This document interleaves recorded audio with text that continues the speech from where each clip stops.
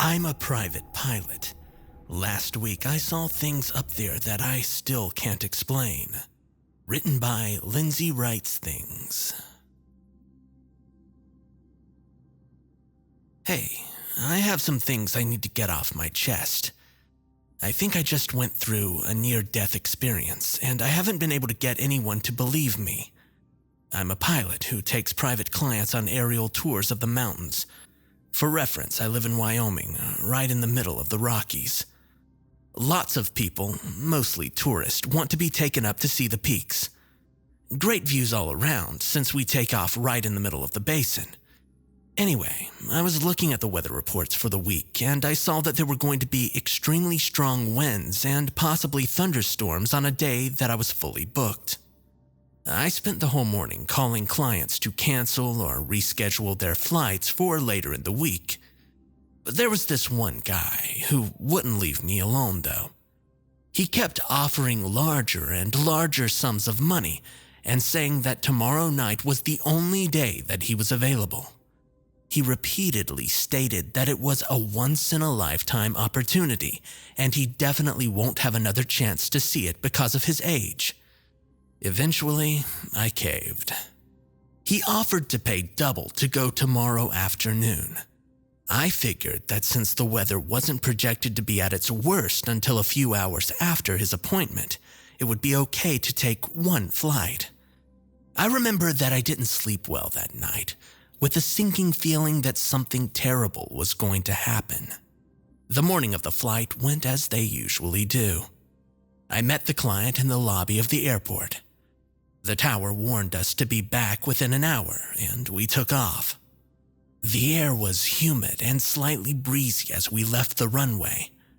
My passenger was amicable enough, and we made small talk between bouts of radio chatter and engine noise. He told me that he was a professor at a small college in Manitoba, visiting his daughter while he was stateside. He explained that he'd been concerned about his health for some time now, but had always loved the mountains and he wanted to see them one last time. His love of nature reminded me of my own grandfather. We climbed several thousand feet, and the clouds circling the peaks began to greet us. We were still only halfway up, but the view from here was as incredible as it ever was. When we approached the steep bowl of the mountains to the west, the winds began to grow stronger. A gust blew us off course into a dangerous trajectory. Before I could get my bearings, I realized that the plane was getting closer and closer to the side of the mountain. I began desperately trying to get the plane to hang on and fought hard against the wind. The old man was shouting and panicking things I couldn't hear over the cacophony. There was lightning and heavy rain, and everything began to blur together. It was then that I noticed that I was gaining altitude every time the wind blew us off course. At this point, we were well above 10,000 feet in the air. I had never seen anything like this, and I kept trying to get the plane to descend, to no avail.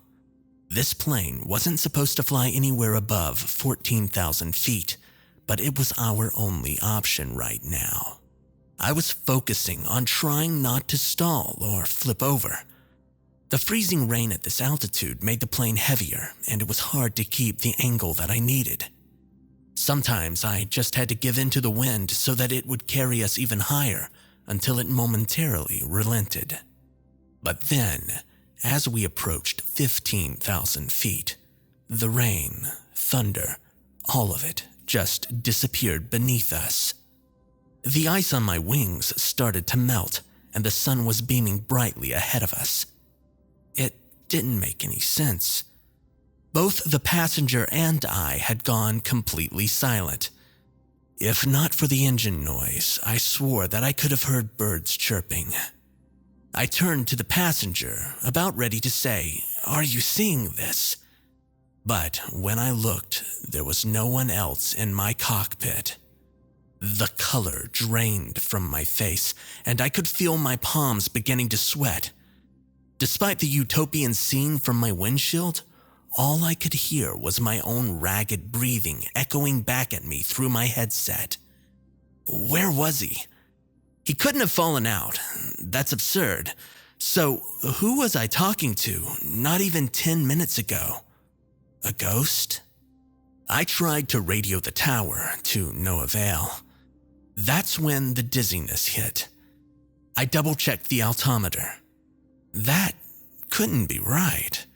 I was over 21,000 feet in the air. I didn't think that my plane could even get that high. I was passing out due to the lack of oxygen, and I had to descend fast. I pushed my plane's nose down as far as I could handle, and I watched the numbers tick down, desperate to focus on anything. My free hand scrambled for the emergency oxygen. 20,000, 19,000, 18,000. I was getting tunnel vision and barely hanging on. At around 17,500 feet, I began to hear the crackling of my radio. It brought me back into awareness just enough to force the oxygen mask onto my face. I didn't have the coordination to flip the straps, so I just held it there, my other hand carefully adjusting the Cessna's pitch angle. The shapes of the mountains spun around me as I fought the dizziness and nausea. After what felt like an eternity of descent, I finally hit 10,000 feet and began to sit up straight again. My bones felt like jelly, and my limbs felt like they were all going to dislocate at once.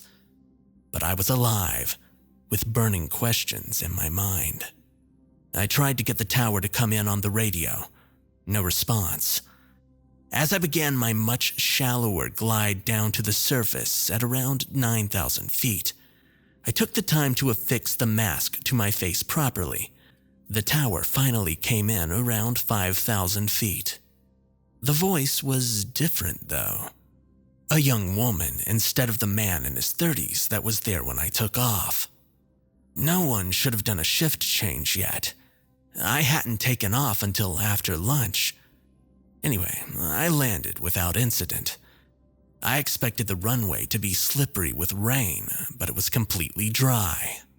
As I made my way out of the garage, I thought for sure that someone would ask about the missing passenger, but they mainly seemed bored. It was as if it were any normal day. No one so much as mentioned him. I thought that it was weird that they were even there at all, since the weather was supposed to be bad that evening. I asked the receptionist tentatively about the weather. She remarked that it had been a beautiful day without a cloud in the sky.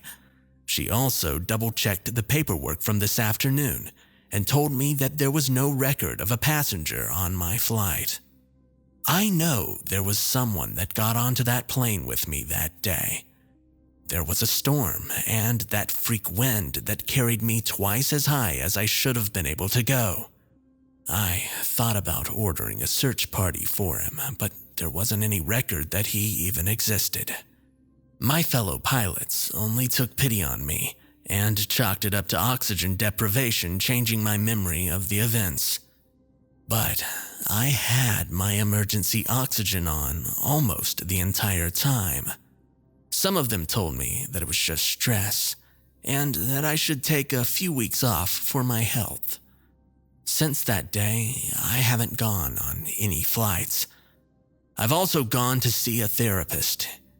He told me that writing down what happened would help me think about it more clearly and possibly expose what actually happened to me and to the passenger.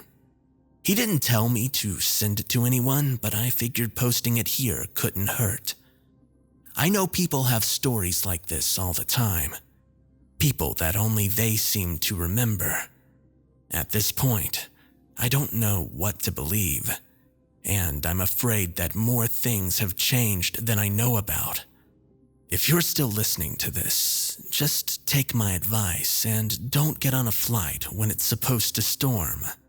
The weather could be the least of your worries.